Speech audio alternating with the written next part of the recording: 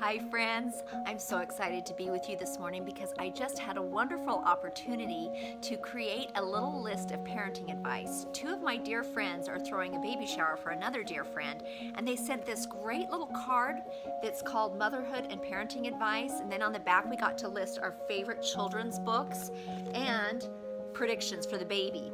One prediction that I love at the bottom is I hope you get your mom's blank and I hope you get your dad's blank. Anyway, I'm sharing this great idea and I hear it was Lisa Warner's idea, so good job, Lisa.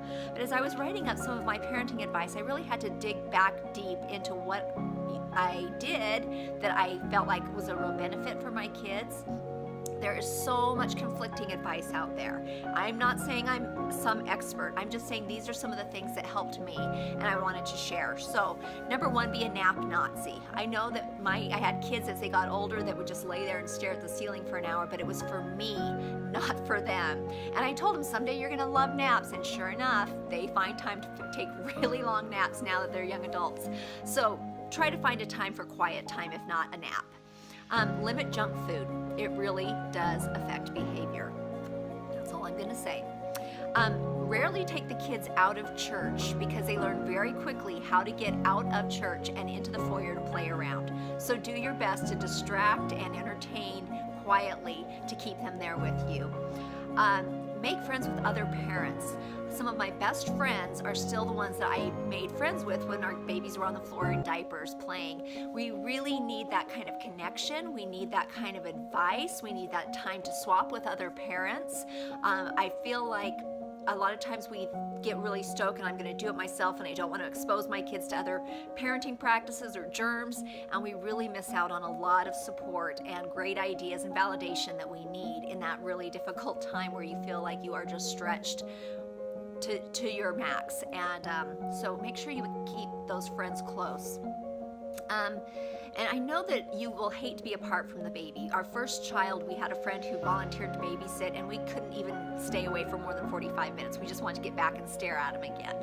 But really make sure that you take time to keep the date nights, even if it's a short time because you've got a nursing baby.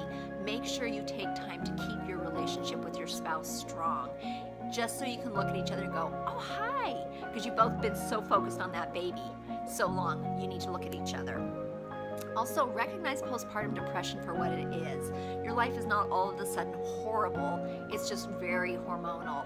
I remember my first baby looking at my husband who was just loving and kind and helpful, and I was so angry at him. I didn't even know what was wrong. I couldn't even put my finger on it until later. I don't know, it was probably the second baby when I realized that was probably postpartum.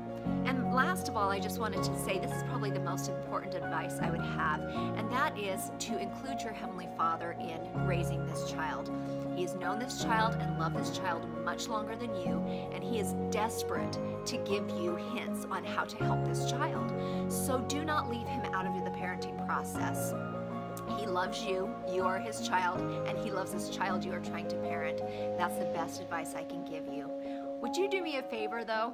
Would you help all the other parents out there by putting some of your best nuggets of advice down below in the comments on YouTube or after the blog or wherever you are? I would really love to collect more advice. I'm all about learning from others.